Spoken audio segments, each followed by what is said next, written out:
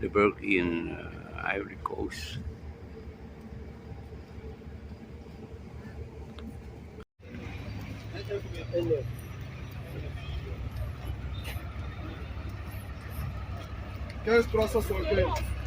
Ahora una,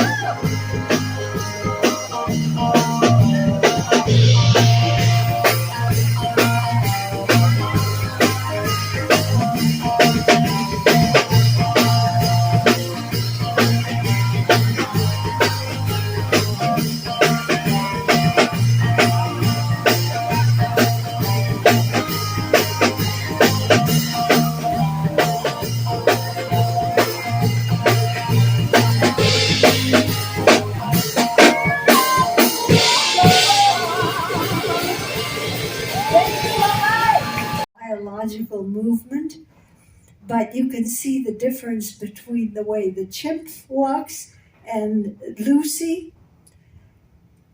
Now here's what happens when the chimpanzee is starting to would walk upright, which it can for certain small distances.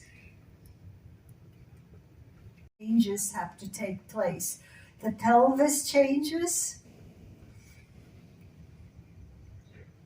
and the femur has to change. It has to be angled in order to provide the long-term walking gait that we have.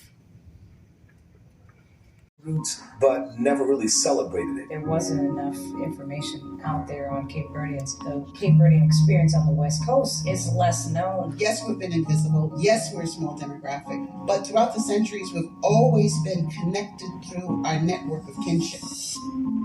When you look at the history of Cape Verde, they were brought to the islands from the mainland as indentured servants or slaves. The Cape Verde Islands had been experiencing recurrent drought, ensuing famine for decades. It was very difficult to survive. I don't think that we are all readily embraced by Africans because we are still part European. I really started to appreciate how bold our grandparents were to get in those little ships and come across the Atlantic to take a chance as to what was happening.